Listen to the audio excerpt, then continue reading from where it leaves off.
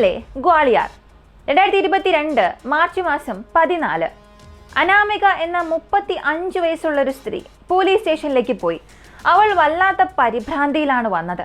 അവളെ കണ്ടതും പോലീസുകാർ ചോദിച്ചു, എന്താണ് സംഭവിച്ചത്, എന്തിനാണ് ഈ പരിഭ്രാന്തി എന്ന്. അനാമിക പോലീസിനോട്, സർ, എൻ്റെ ഭർത്താവിൻ്റെ പേര് രാജേഷ് മെഹ്റ. അദ്ദേഹം എന്നെ ഒരുപാട് അടിക്കുന്നുണ്ട്, ടോർച്ചർ ചെയ്യുന്നുണ്ട്, എല്ലായ്പ്പോഴും 24 മണിക്കൂറും എന്നെ അബ്യൂസ് ചെയ്യുകയാണ്. എപ്പോൾ വേണമെങ്കിലും അയാൾ എന്നെ കൊന്നേക്കാം. ദയവ് ചെയ്ത് എൻ്റെ ജീവൻ രക്ഷിക്കൂ. ഈ സമയം പോലീസുകാർ ചോദിച്ചത്, കുടുംബജീവിതത്തിൽ ഭാര്യ ഭർത്താക്കന്മാർ തമ്മിൽ വഴക്കുണ്ടാകുന്നത് സാധാരണമാണ്, പലപ്പോഴും സംഭവിക്കാറുണ്ട്. പക്ഷെ ചില ഭർത്താക്കന്മാർ അതിര് കടക്കാറുണ്ട്. ഞങ്ങളൊരു കാര്യം ചെയ്യാം, നിങ്ങളുടെ ഭർത്താവിനെ വിളിച്ച് ഒരു മുന്നറിയിപ്പ് നൽകി വിടാം. ഇപ്പോഴത്തേക്ക് നിങ്ങൾ വീട്ടിൽ പോയിക്കോ എന്ന് പറഞ്ഞു. ഇത് കേട്ടപ്പോൾ അനാമികയ്ക്ക് വല്ലാത്ത ദേഷ്യം വന്നു. സർ, എന്റെ പ്രശ്നത്തിന്റെ ഗൗരവം അറിയാതെയാണ് നിങ്ങൾ സംസാരിക്കുന്നത്. എന്റെ ഭർത്താവ് നിങ്ങൾ കരുതുന്നത് പോലെ ഒരു സാധാരണ മനുഷ്യനല്ല. അദ്ദേഹം വളരെ വലിയൊരു കുറ്റവാളിയാണെന്നും പറഞ്ഞു. ഇത് കേട്ട പോലീസ് ചോദിച്ചു, എന്തുകൊണ്ടാണ് നിങ്ങൾ നിങ്ങളുടെ ഭർത്താവ് ഒരു കുറ്റവാളിയാണെന്ന് പറയാൻ കാരണം? സർ, 2 ദിവസം മുൻപ് എന്റെ വീട് ഞാൻ വൃത്തിയാക്കുകയായിരുന്നു. ആ സമയം വീട്ടിൽ നിന്നും ഒരു വലിയ കാർഡ്ബോർഡ് പെട്ടി കിട്ടി. അതിനുള്ളിൽ ഒരുപാട് ഡോക്യുമെന്റ്സ് ഉണ്ടായിരുന്നു. ആ ഡോക്യുമെന്റ്സ് ഓരോന്നായി ഞാൻ എടുത്തു നോക്കി. അപ്പോഴാണ് കുറെ സത്യങ്ങൾ എനിക്ക് മനസ്സിലായത്. ഞാൻ വിചാരിച്ചിരുന്നത് എൻ്റെ ഭർത്താവിൻ്റെ പേര് രാജേഷ് മെഹ്റ എന്നാണ്. പക്ഷേ രേഖകൾ പ്രകാരം എൻ്റെ ഭർത്താവിന് നിരവധി പേരുകളുണ്ട്. അയാൾ ഒരു തട്ടിപ്പുകാരനാണ്. പല പേരുകളിൽ അയാൾക്ക് പാസ്പോർട്ട് ഉണ്ട്. ഒരു വ്യക്തി ശരിക്കും സത്യസന്ധനാണെങ്കിൽ, ഒരു തെറ്റും ചെയ്തിട്ടില്ലെങ്കിൽ, അവർക്ക് എന്തിനാണ് ഒന്നിലധികം പേരുകൾ, ഒന്നിലധികം ഐഡന്റിറ്റി? ഇങ്ങനൊരു ചോദ്യം അവൾ ചോദിച്ചു. ഇത് കേട്ട പോലീസുകാർ, ശരി, മറ്റെന്തെങ്കിലും ഡോക്യുമെന്റ്സിലൂടെ നിങ്ങൾക്ക് അറിയാൻ സാധിച്ചു എന്ന് ചോദിച്ചപ്പോൾ, എൻ്റെ ഭർത്താവിനെതിരെ നിരവധി കേസുകൾ ഫയൽ ചെയ്തിട്ടുണ്ട്. ഒരു കേസിൽ ഒരു സ്ത്രീയിൽ നിന്ന് 36 ലക്ഷം രൂപ വഞ്ചിച്ചതിന്റെ കേസായിരുന്നു. ചില സ്ത്രീകളെ ടോർച്ചർ ചെയ്ത് പീഡിപ്പിച്ച കേസുകൾ പോലും ഉണ്ടായിരുന്നു. ഇതെല്ലാം വെച്ച് നോക്കുമ്പോൾ അയാൾ എന്നെയും വഞ്ചിക്കുകയായിരുന്നു. അയാൾ ഒരു സാധാരണക്കാരനല്ല. എപ്പോ വേണമെങ്കിലും അയാൾ എന്നെയും കൊന്നേക്കാം. ഇത് കേട്ടപ്പോൾ പോലീസ് വല്ലാത്തൊരു പരിഹാസത്തോടെ, നോക്കൂ, നിങ്ങൾക്ക് നിങ്ങളുടെ ഭർത്താവിനെ ഇഷ്ടമല്ല, അയാൾ നിങ്ങളെ ടോർച്ചർ ചെയ്യുന്നു, അതുകൊണ്ട് അയാൾ നിങ്ങളെ കൊല്ലാൻ ശ്രമിക്കുകയാണ് എന്നൊക്കെ പറയുന്നത് കുറച്ച് കൂടുതലാണ്. ഇതിനാ സ്ത്രീ തിരികെ പറഞ്ഞത്, സർ, നിങ്ങൾ കരുതുന്നത് പോലെ എൻ്റെ ഭർത്താവ് ഒരു തട്ടിപ്പുകാരൻ, ഒരു കുറ്റവാളി, ഇതിനെല്ലാം അപ്പുറം എൻ്റെ ഭർത്താവ് ഒരു പെർഫെക്റ്റ് സീരിയൽ കില്ലറാണ്. ഇത് കേട്ട് പോലീസുകാരെല്ലാം ചിരിക്കാൻ തുടങ്ങി. ഇവൾക്ക് എന്താ ഭ്രാന്താണോ എന്ന്. ഇപ്പൊ അവൾക്ക് ദേഷ്യം വന്നു. ഞാൻ വളരെ ഗൗരവമായ ഒരു കാര്യം പറയുകയാണ്. എൻ്റെ ഭർത്താവ് ഒരു സീരിയൽ കില്ലർ എന്നാണ് പറഞ്ഞത്. നിങ്ങൾക്ക് തമാശയെ തോന്നുകയാണോ? നിങ്ങൾ എന്തിനാണ് ചിരിക്കുന്നത് എന്ന് ചോദിച്ചു. അതിന് പോലീസ് പറഞ്ഞത്, നീ പറയുന്നതൊക്കെ ഞങ്ങൾക്ക് മനസ്സിലാകുന്നുണ്ട്. ഭാര്യ ഭർത്താക്കന്മാർക്കിടയിൽ പ്രശ്നങ്ങളൊക്കെ വരുമ്പോൾ സാധാരണ ഭാര്യമാരൊക്കെ ഇങ്ങനെയൊക്കെ പറയാറുള്ളൂ. ഞങ്ങൾ എത്ര കേസുകൾ കണ്ടിട്ടുണ്ട്. അതുകൊണ്ട് നീ സീരിയൽ കില്ലറാണ് എന്ന് പറഞ്ഞത് കൊണ്ട് മാത്രം ഞങ്ങൾക്കത് വിശ്വസിക്കാൻ സാധിക്കില്ല. അയാൾ ഒരു സീരിയൽ കില്ലർ ആവുകയും ഇല്ല. ഒരു കാര്യം ചെയ്യ്, അവൻ ഇങ്ങോട്ട് വരാൻ പറ, ഞങ്ങൾ ഒരു മുന്നറിയിപ്പ് കൊടുത്തയക്കാം എന്ന് പോലീസ് സ്ട്രോങ് ആയി തന്നെ പറഞ്ഞു. ഇപ്പൊ അനാമിക പോലീസിനെ നോക്കി പറഞ്ഞു, ശരി സാർ, ഇപ്പോൾ ഞാൻ പോകുന്നു. നാളെ എൻ്റെ ജീവൻ എന്തെങ്കിലും ഒന്ന് സംഭവിച്ചാൽ അതിന് കാരണം ഇപ്പോൾ എന്നെ നോക്കി ചിരിച്ച നിങ്ങൾ എല്ലാവരും തന്നെയായിരിക്കും. ഇത് കേട്ട പോലീസുകാർ പരസ്പരം ഒന്ന് നോക്കി. ശരി, നിനക്ക് ഏത് തരത്തിലുള്ള ഡോക്യുമെന്റ്സ് ആണ് കിട്ടിയത്? നിനക്ക് എങ്ങനെയാണ് ഒരു സീരിയൽ കില്ലർ ആണെന്ന സംശയം തോന്നിയത്? കൂടുതൽ വ്യക്തമായി കാര്യങ്ങൾ പറയാൻ ആവശ്യപ്പെട്ടു. ഇപ്പോൾ അവൾ ഓരോ കാര്യങ്ങളെ പറയാൻ തുടങ്ങി. ആ വീട്ടിൽ എങ്ങനെയുള്ള ഡോക്യുമെന്റ്സ് കണ്ടെത്തിയെന്ന്. അതിൽ അവൾ പറഞ്ഞ പ്രധാനപ്പെട്ട ഒരു കാര്യം, വർഷങ്ങളായി ഭർത്താവ് രാജേഷ് മെഹ്റ എന്ന് വിചാരിച്ചാണ് ഞാൻ ജീവിച്ചത്. ഞങ്ങൾക്കൊരു കുഞ്ഞുമുണ്ട്, സന്തോഷത്തോടെ ജീവിച്ചു. അപ്പോൾ 10 വർഷമായി എൻ്റെ കൂടെ ജീവിച്ച വ്യക്തി പേര് പോലും എന്നോട് വ്യാജമായി പറഞ്ഞെങ്കിൽ അയാൾ ഒരു വ്യാജൻ എന്ന് തന്നെയല്ലേ അർത്ഥം? കൂടാതെ പോലീസുകാരെ വിശ്വസിപ്പിക്കാൻ അവൾ ഒരു കാര്യം കൂടെ പറഞ്ഞു, രാജേന്ദ്ര മെഹ്റ എന്ന പേരിൽ നിങ്ങളുടെ സ്റ്റേഷനിൽ ഏതെങ്കിലും കേസ് ഉണ്ടോ എന്ന് പരിശോധിക്കുക. ഇപ്പോൾ ഈ സ്ത്രീ പറയുന്നതിൽ ഒരല്പം സത്യമുണ്ടെന്ന് പോലീസിന് മനസ്സിലായി. അങ്ങനെ അവളെ ഒരല്പസമയം കാത്തിരിക്കാൻ ആവശ്യപ്പെട്ടു. എന്നിട്ട് പോലീസുകാർ ആ സ്റ്റേഷനിലും തൊട്ടടുത്ത സ്റ്റേഷനുകളിലെല്ലാം രേഖകൾ പരിശോധിക്കാൻ തുടങ്ങി. ഏകദേശം ഒരു 10 വർഷത്തിനുള്ളിലെ എല്ലാ കംപ്ലൈന്റ് ഡീറ്റെയിൽസും എടുത്തു. അപ്പോൾ അനാമിക പറഞ്ഞ സത്യമാണെന്ന് അവർക്ക് മനസ്സിലായി. രാജേന്ദ്ര കമാരിയ എന്നയാൾ സാധാരണ വ്യക്തിയല്ല. അയാൾ പല തട്ടിപ്പ് നടത്തിയിട്ടുണ്ട്. ഒരുപാട് കേസുകൾ അയാളുടെ പേരിലുണ്ട്. പക്ഷേ കൊലപാതക കേസില്ല. എന്നാൽ അനാമിക പറഞ്ഞത് വെച്ച് നോക്കിയാൽ ഇവൻ ഒരു കൊലയാളി ആയിരിക്കാനും സാധ്യതയുണ്ട്. ഇത്രയും സമയം അവരെ പരിഹാസത്തോടു കൂടി നോക്കി ചിരിച്ച പോലീസ് ഉദ്യോഗസ്ഥർ ഇപ്പോൾ ഈ ഒരു കേസിന് അല്പം ഗൗരവമായി കാണാൻ തുടങ്ങി. അനാമിക പറഞ്ഞ പ്രസ്താവന ശരിയാണോ തെറ്റാണോ? സത്യത്തിൽ രാജേന്ദ്ര എന്ന വ്യക്തി ഈ രാജേഷ് എന്ന മുഖംമൂടിക്ക് പുറകിൽ ഒളിഞ്ഞിരിക്കുകയാണോ? വെറുതെ കുറ്റം ആരോപിച്ചതാണോ? ശരിക്കും അയാൾ ഒരു സീരിയൽ കില്ലറാണോ? പലതരം ആശയക്കുഴപ്പങ്ങളും ട്വിസ്റ്റുകളും നിറഞ്ഞ ഒരു സംഭവം ഇതുപോലെയും നാട്ടിൽ സംഭവിക്കുമോ എന്ന് നമ്മെപ്പോലും ചിന്തിപ്പിച്ചേക്കാം. ഈ കേസിലൂടെ നമ്മൾ ഒരുപാട് കാര്യങ്ങൾ പഠിക്കാനും പോകുന്നുണ്ട്. വിവാഹം കഴിക്കാൻ പോകുന്ന സ്ത്രീകളാണോ അല്ലെങ്കിൽ വിവാഹിതരായ സ്ത്രീകളാണോ? ഈ കേസ് നിങ്ങൾ അവസാനം വരെയും ശ്രദ്ധിച്ച് കേൾക്കുക. ഈ കേസിൽ നിന്ന് ജീവിതത്തിന് ആവശ്യമായ ചില പ്രധാനപ്പെട്ട പാഠങ്ങൾ നമ്മൾ പഠിക്കാൻ പോവുകയാണ്. അനാമിക പറഞ്ഞ സത്യമാണോ കള്ളമാണോ എന്നറിയുന്നതിന് മുൻപ് നിങ്ങളുടെ സമയം 2 സെക്കൻഡ് എനിക്ക് വേണ്ടി മാറ്റിവെച്ച് ഈ വീഡിയോയ്ക്ക് ഒരു ലൈക്ക് തരിക. നിങ്ങൾ തരുന്ന ലൈക്കും കമൻറ്റും ആയിരിക്കും എനിക്ക് കിട്ടുന്ന ഏറ്റവും വലിയ മോട്ടിവേഷൻ. മറ്റുള്ളവരിലേക്ക് ഈ വീഡിയോ എത്തിക്കാനും അതൊരുപാട് സഹായിക്കും. ഇതുവരെയും സബ്സ്ക്രൈബ് ചെയ്യാതെ കണ്ടുകൊണ്ടിരിക്കുന്നവരാണ് നിങ്ങളെങ്കിൽ, ഈ ചാനൽ ഇഷ്ടപ്പെട്ടവരാണെങ്കിൽ ഇപ്പോൾ തന്നെ സബ്സ്ക്രൈബ് ചെയ്ത് സപ്പോർട്ട് ചെയ്യുക.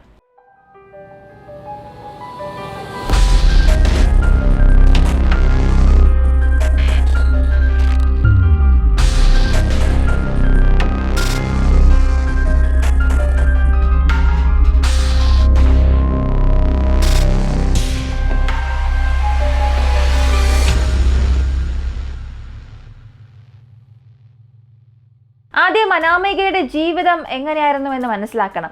ഒരു 8 വർഷം പിന്നിലേക്ക് സഞ്ചരിക്കണം. അനാമിക ഭർത്താവിനെ ആദ്യമായി കണ്ടുമുട്ടിയത് 2014 അനാമിക പറഞ്ഞത് ഇങ്ങനെയാണ്: എൻ്റെ അച്ഛൻ ഗ്വാളിയാറിൽ ഒരു ട്രാൻസ്പോർട്ട് ബിസിനസ് നടത്തുന്നു. ഞാൻ പഠനം കഴിഞ്ഞതിന് ശേഷം 2014 ജോലി ആവശ്യത്തിനായി ഡൽഹിയിലേക്ക് പോവുകയായിരുന്നു. എൻ്റെ കമ്പാർട്ട്മെന്റിൽ മറ്റൊരു വ്യക്തി ഇരിക്കുകയായിരുന്നു. എനിക്ക് വളരെ ദൂരം യാത്ര ചെയ്യാനുണ്ട്. അതുകൊണ്ട് തന്നെ ഒരു ട്രെയിൻ പരിചയക്കാരൻ എന്ന നിലയിൽ അയാളോട് സംസാരിക്കാൻ തുടങ്ങി. അയാൾ തൻ്റെ പേര് രാജേഷ് മെഹ്റ എന്ന് പരിചയപ്പെടുത്തി. അങ്ങനെ ഒരുപാട് സമയം സംസാരിച്ചു. ഞാൻ ഡൽഹിയിലേക്ക് ഒരു ജോലി ആവശ്യത്തിനായി പോകുന്നുവെന്നും പറഞ്ഞു. അതിന് അയാൾ പറഞ്ഞത്, ഡൽഹിയിൽ എനിക്ക് ഒരുപാട് ബിസിനസ് ഉണ്ട്, നിനക്ക് ജോലിയാണ് ആവശ്യമെങ്കിൽ അതിന് ഞാനും സഹായിക്കാം എന്ന് അയാൾ പറഞ്ഞു. എനിക്കും അതൊരുപാട് സന്തോഷമായി. അങ്ങനെ ഡൽഹിയിൽ ഇറങ്ങി പരസ്പരം കോൺടാക്ട് ഷെയർ ചെയ്തു. എന്നിട്ട് ഞങ്ങൾ ഞങ്ങളുടെ വഴിക്ക് പോയി. പിന്നീട് ആ വ്യക്തി എന്നെ കോൺടാക്ട് ചെയ്തു. ഇതിനകം അയാൾ എനിക്ക് വാക്ക് തന്നതുപോലെ ഒരു ജോലി വാങ്ങി തരികയും ചെയ്തു. പിന്നീട് ഞങ്ങൾക്കുള്ളിൽ നല്ലൊരു സൗഹൃദമുണ്ടായി. ക്രമേണ അതൊരു പ്രണയമായി മാറി. ഒരു ഘട്ടത്തിൽ വിവാഹം കഴിക്കാൻ തീരുമാനിച്ചു. ഞാൻ അച്ഛനോട് കാര്യം പറഞ്ഞു. അച്ഛനും അദ്ദേഹത്തിന്റെ വീട്ടുകാരെ വീട്ടിലേക്ക് വരാൻ ആവശ്യപ്പെട്ടു. അങ്ങനെ ഒരു ദിവസം രാജേഷ് കുൽദീപ് എന്ന അയാളുടെ അച്ഛനെ പരിചയപ്പെടുത്തി.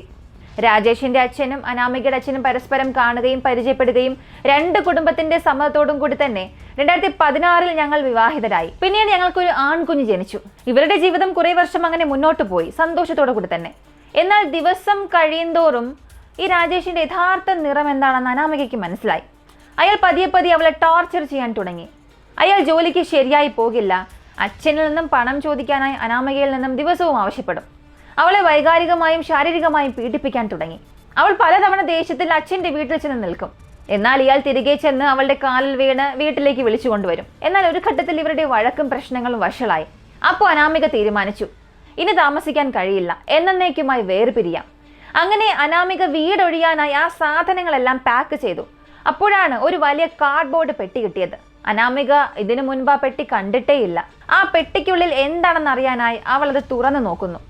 അതിനുള്ളിൽ ഒരുപാട് ഡോക്യുമെന്റ്സ് ഉണ്ടായിരുന്നു. അതെല്ലാം എടുത്തു നോക്കിയപ്പോഴായിരുന്നു അവൾക്കത് വിശ്വസിക്കാൻ സാധിച്ചില്ല. കഴിഞ്ഞ 10 വർഷമായി താൻ കുടുംബം നടത്തിയ ആ വ്യക്തിയുടെ പേര് രാജേന്ദ്ര കമാരിയ എന്നാണ് മനസ്സിലായി. രാജേന്ദ്ര കമാരിയ എന്നല്ല, പല പേരിൽ പല ഡോക്യുമെന്റ്സ് ഉണ്ടായിരുന്നു. ഒരു ഡോക്യുമെന്റിൽ പേര് രാജേഷ് യാദവ്, മറ്റൊന്നിൽ രാജേന്ദ്ര യാദവ്, മറ്റൊന്നിൽ രാജേന്ദ്ര മെഹ്റ. ഇങ്ങനെ പല പേരിൽ പല ഐഡന്റിറ്റിയിൽ പല സ്കാം ചെയ്ത ഡോക്യുമെന്റ്സ് കണ്ടെത്തി. അയാളുടെ പേരിൽ പല കേസുകളുമുണ്ട്. അനാമികയ്ക്ക് അപ്പോൾ തന്നെ മനസ്സിലായി അയാൾ തട്ടിപ്പുകാരനാണ്, തന്നെ വഞ്ചിച്ച് വിവാഹം കഴിച്ചതാണ്. അങ്ങനെ അവൾ ആ ഡോക്യുമെന്റ്സ് എല്ലാം എടുത്തുകൊണ്ട് അച്ഛൻ്റെ വീട്ടിലേക്ക് പോയി. വിവാഹമോചനം നേടാം എന്നുള്ള തീരുമാനത്തിലിരിക്കുമ്പോഴാണ് രാജേഷ് മെഹ്റ ഭാര്യയെ കോൺടാക്ട് ചെയ്തു. എനിക്ക് നിന്നോട് അവസാനമായി ഒരു കാര്യം സംസാരിക്കണം, എന്നെ കാണാനായി ഇന്ന സ്ഥലത്തേക്ക് വരാമോ എന്ന് ചോദിച്ചു. ഒരു പക്ഷേ ചെയ്ത തെറ്റെല്ലാം ഏറ്റു പറയാനായിരിക്കുമെന്ന് കരുതി അവളും അത് സമ്മതിച്ചു. അയാൾ പറഞ്ഞ സ്ഥലത്തേക്ക് അനാമിക പോയി. പോയപ്പോൾ തന്നെ മനസ്സിലായി, ഈ രാജേഷ് മെഹ്റ മാത്രമല്ല, കൂടെ 2 സുഹൃത്തുക്കളുണ്ട്. ആ 3 പേരും ചേർന്ന് അനാമികയെ കാറിൽ തട്ടിക്കൊണ്ടുപോകാൻ ശ്രമിച്ചു. ഭാഗ്യവശാൽ അനാമിക അവരിൽ നിന്നും രക്ഷപ്പെട്ട് തിരികെ അച്ഛൻ്റെ അടുത്തേക്ക് തന്നെ വന്നു. നടന്ന സംഭവങ്ങളെല്ലാം അച്ഛനോട് പറഞ്ഞു. അച്ഛൻ പറഞ്ഞു, നീ കരുതുന്നത് പോലെ ഇത് വെറും ഒരു ഭാര്യ ഭർത്താക്കന്മാർക്കിടയിൽ നടക്കുന്ന പ്രശ്നമല്ല, അവൻ അപകടകാരിയാണ്. ഉടൻ തന്നെ ഇതിനെക്കുറിച്ച് പോലീസിൽ പരാതി നൽകണം. അങ്ങനെയാണ് അനാമിക നേരെ പോലീസ് സ്റ്റേഷനിലേക്ക് പോയത്. പിന്നീട് നടന്ന സംഭവങ്ങളെല്ലാം നമുക്കറിയാം. സത്യത്തിൽ പോലീസ് തിരഞ്ഞുകൊണ്ടിരിക്കുന്ന ഒരു കുറ്റവാളിയായിരുന്നു ഇവൻ. സാധാരണ ഒരു കേസ് പോലെ തുടങ്ങിയത് പിന്നീട് ഒരു സീരിയൽ കില്ലറിനെ പിടിക്കാൻ തന്നെ സഹായിക്കുമെന്ന് അപ്പോൾ പോലീസിന് അറിയില്ലായിരുന്നു. അങ്ങനെ അന്വേഷണത്തിൽ രാജേന്ദ്ര കമാരിയെ പോലീസ് അറസ്റ്റ് ചെയ്തു. സ്റ്റേഷനിൽ വിളിച്ചു കൊണ്ടുവന്ന് ചോദ്യം ചെയ്തു. അയാൾ പറഞ്ഞത്, സാറേ, നിങ്ങൾ പറയുന്ന രാജേന്ദ്ര കമാരി ആരാണെന്ന് എനിക്കറിയില്ല. എൻ്റെ പേര് രാജേഷ് മെഹ്റ എന്നാണ്. പോലീസ് ഇതിനകം തന്നെ അവനെക്കുറിച്ചുള്ള എല്ലാ വിവരങ്ങളും ശേഖരിച്ചിരുന്നു. ഇതെല്ലാം മുൻപിൽ നിരത്തിവെച്ചിട്ട് ഇനി സത്യം പറയാൻ ആവശ്യപ്പെട്ടു. ഇപ്പോൾ അവൻ സത്യം പറയാൻ തുടങ്ങി. താൻ എന്തുകൊണ്ട് ഈ പേരിന് പുറകിൽ ഒളിച്ചിരിക്കുന്നു, തനിക്ക് പുറകിലുള്ള വലിയ രഹസ്യം എന്താണ്, എല്ലാം അവൻ പറയാൻ തുടങ്ങി. 36 വയസ്സുള്ള ഒരാൾക്ക് ഇത്രയും വർഷം പോലീസിനെ കബളിപ്പിച്ച് ഇങ്ങനെയൊക്കെ ചെയ്യാൻ സാധിക്കുമോ? അതും കൊലപാതകം ചെയ്യാൻ സാധിക്കുമോ? ഇയാളുടെ കുറ്റസമ്മതം മുഴുവൻ പോലീസ് ഡിപ്പാർട്ട്മെന്റിനെയും ഞെട്ടിച്ചു കളഞ്ഞു. ഇയാളുടെ യഥാർത്ഥ പേര് രാജേന്ദ്ര കമാരിയ. അയാളുടെ ഈ ബാല്യകാലം അത്രത്തോളം മോശമായിരുന്നു. അച്ഛനും അമ്മയുടെയും ശരിയായ സ്നേഹം ലഭിച്ചില്ല. ആ പ്രായത്തിൽ തന്നെ ഒരുപാട് തെറ്റായ വഴിയിലൂടെ സഞ്ചരിക്കാൻ തുടങ്ങി. ജീവിതത്തിൽ കഠിനാധ്വാനം ചെയ്ത് മുന്നേറണമെന്ന ചിന്ത അയാൾക്കില്ലായിരുന്നു. എങ്ങനെ കുറുക്ക് വഴിയിലൂടെ പണം സമ്പാദിക്കാം, ഇത് മാത്രമായിരുന്നു ചിന്ത. വിദ്യാഭ്യാസമില്ല, കോളേജ് വിദ്യാഭ്യാസമില്ല. കൗമാരപ്രായത്തിൽ 20 വയസ്സുള്ളപ്പോൾ തന്നെ തെറ്റായ പാതയിൽ സഞ്ചരിക്കാൻ തുടങ്ങി. ഇപ്പോൾ രാജേന്ദ്രയ്ക്ക് മനോജ് എന്നൊരു സുഹൃത്തുണ്ടായിരുന്നു.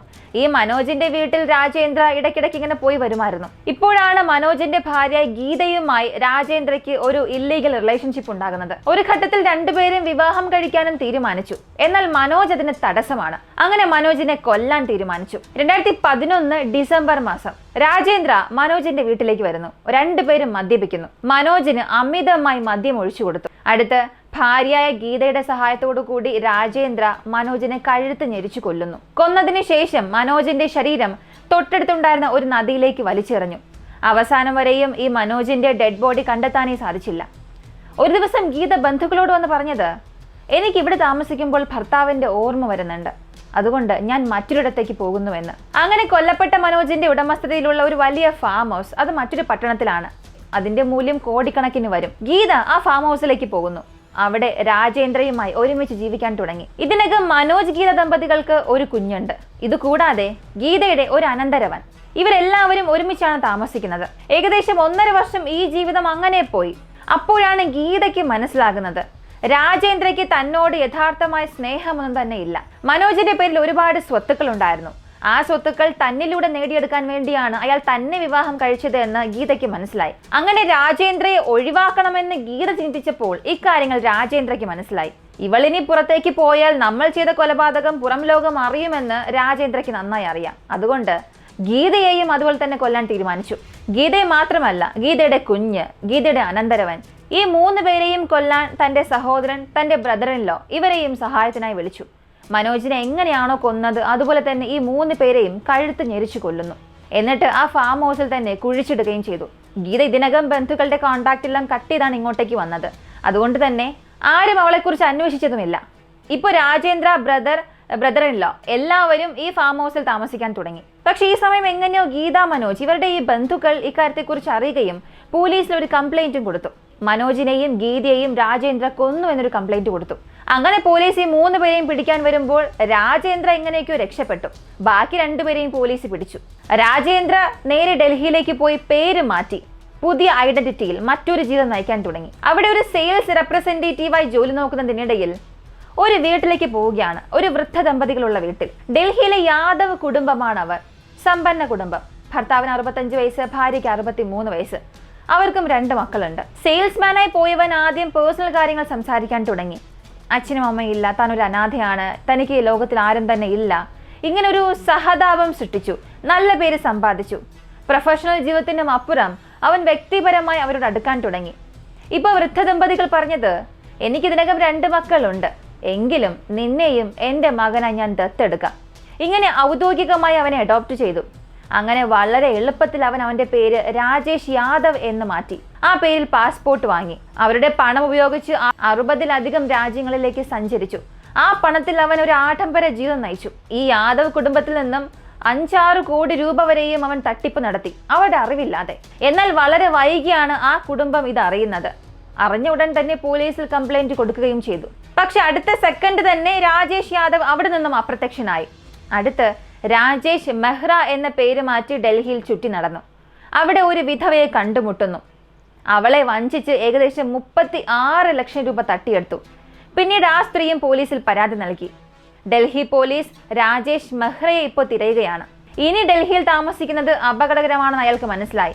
അങ്ങനെ ഗ്വാളിയാറിലേക്ക് വന്നു. ഒരു ദിവസം ഗ്വാളിയാറിൽ നിന്നും തിരികെ ഡൽഹിയിലേക്ക് പോകുന്ന വഴിക്ക് ആ ട്രെയിൻ യാത്രക്കിടയ്ക്കാണ് അനാമിക എന്ന സ്ത്രീയെ പരിചയപ്പെടുന്നത്. അവളോട് സംസാരിക്കാൻ തുടങ്ങിയപ്പോൾ തന്നെ മനസ്സിലായി അച്ഛൻ ഒരു ബിസിനസ്സുകാരനാണ്, സമ്പന്നരാണ് എന്ന്. അവളെ വിവാഹം കഴിച്ചാൽ നാളെ അവളെയും കൊന്ന് അവളുടെ സ്വത്തും തനിക്ക് നേടിയെടുക്കാം. അങ്ങനെ പണത്തിനും അത്യാഗ്രഹത്തിനും വേണ്ടി മാത്രം അനാമികയ്ക്ക് ജോലി വാങ്ങിക്കൊടുത്തു. അവളെ പ്രണയിച്ച് അവളുടെ വിശ്വാസം നേടിയെടുത്ത് അവളെ വിവാഹം കഴിച്ചു. എന്നാൽ അനാമികയ്ക്കും വർഷങ്ങൾക്ക് ശേഷം അവന്റെ സ്വഭാവം മനസ്സിലായി. പക്ഷെ ഒരു ക്രൂരനായ ഭർത്താവെന്ന് മാത്രമായിരുന്നു അവൾ ആദ്യം ചിന്തിച്ചത്. അയാൾ ഒരു കൊലയാളിയാണ്, സീരിയൽ കില്ലറാണ് എന്ന് അവൾ ഒരിക്കലും ചിന്തിച്ചു പോലും നോക്കിയിട്ടില്ലായിരുന്നു. അവസാനം രാജേഷ് മെഹ്റ, രാജേഷ് യാദവ്, രാജേന്ദ്ര മെഹ്റ, രാജേന്ദ്ര യാദവ് ഇങ്ങനെ പല പേരുകളിൽ ഒളിച്ചു കഴിഞ്ഞ ഈ രാജേന്ദ്ര കമാരിയ എന്ന വ്യക്തിയെ ഭാര്യ നൽകിയ പരാതിയുടെ അടിസ്ഥാനത്തിൽ അറസ്റ്റ് ചെയ്യുകയും കൺഫെഷന്റെ അടിസ്ഥാനത്തിൽ ഈ ഒരു കേസിന്റെ അന്വേഷണം കോടതിയിലേക്ക് പോകുന്നു. ഇയാൾക്ക് തീർച്ചയായും പരോൾ ഇല്ലാത്ത ജീവപര്യന്തം ശിക്ഷ ലഭിക്കാൻ സാധ്യതയുണ്ട്. ആദ്യമേ ഈ ഭാര്യയെ നമ്മളിവിടെ അഭിനന്ദിക്കണം. അനാമിക എന്ന സ്ത്രീ തന്റെ ഭർത്താവിനെ കുറിച്ച് മനസ്സിലാക്കിയപ്പോൾ ധൈര്യത്തോടു കൂടി പോലീസ് സ്റ്റേഷനിൽ വന്ന് കംപ്ലൈന്റ് ചെയ്തു. അവിടെയാണ് അവന്റെ ജീവിതത്തിൽ ഒരു വലിയ ട്വിസ്റ്റ് സംഭവിച്ചത്. അനാമിക ഒരു പരാതി നൽകാതിരുന്നെങ്കിൽ എന്ത് സംഭവിക്കുമായിരുന്നു? തീർച്ചയായും അനാമികയെയും കൊല്ലും, അവരുടെ മകനെയും കൊല്ലുമായിരുന്നു. ആ സ്വത്തുക്കളെല്ലാം തട്ടിയെടുക്കും. പിന്നീട് മറ്റൊരു നാട്ടിലേക്ക് പോയി വീണ്ടും പേര് മാറ്റി തട്ടിപ്പ് നടത്തി പല സ്ത്രീകളെ വിവാഹം കഴിക്കും, കൊലപ്പെടുത്തും, സ്വത്തുകൾ തട്ടിയെടുക്കും.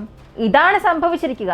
അപ്പോൾ ഇവിടെ നിരവധി ജീവനുകൾ രക്ഷപ്പെട്ടു എന്നുണ്ടെങ്കിൽ അതിന് കാരണം അനാമിക എന്ന സ്ത്രീയുടെ ധൈര്യമാണ്. ഈ കേസിലൂടെ നമ്മൾ എടുക്കേണ്ട ഒരു പാഠം, എത്ര തന്നെ സുഹൃത്താണ്, ഉറ്റ സുഹൃത്താണ് എന്നൊക്കെ പറഞ്ഞാലും എല്ലാ കാര്യങ്ങളിലും ഒരു ലിമിറ്റ് ഉണ്ട്. ഒരു സുഹൃത്ത് നമ്മുടെ വീട്ടിലേക്ക് എപ്പോൾ വരുന്നു, പോകുന്നു, അതും നമ്മളില്ലാത്ത സമയത്ത്. ഭാര്യ വീട്ടിൽ ഒറ്റയ്ക്കായിരിക്കുമ്പോൾ തീർച്ചയായും ഒരു പുരുഷനെയും അലോ ചെയ്യാൻ പാടില്ല. അവൻ എത്ര തന്നെ നല്ലവനാണെങ്കിൽ പോലും, എത്ര നല്ല സുഹൃത്താണെങ്കിൽ പോലും. ഇത് തിരിച്ചും നിങ്ങൾക്ക് എടുക്കാം. ഇപ്പോൾ ഭാര്യയ്ക്ക് നല്ലൊരു സുഹൃത്തുണ്ട്, ഭാര്യ ഇല്ലാത്തപ്പോൾ പോലും ഭർത്താവ് വീട്ടിൽ ഒറ്റയ്ക്കിരിക്കുമ്പോൾ ആ പെൺകുട്ടി വരാൻ പാടില്ല. ഇങ്ങനെ എല്ലാ കാര്യങ്ങൾക്കും ഒരു ലിമിറ്റേഷൻ ഉണ്ട്. 24 മണിക്കൂറും വീട്ടിലേക്ക് വന്നു പോകുന്ന ഒരു ശീലം ഉണ്ടാകാൻ പാടില്ല. എല്ലാ കാര്യങ്ങൾക്കും ഒരു ബൗണ്ടറി നൽകണം.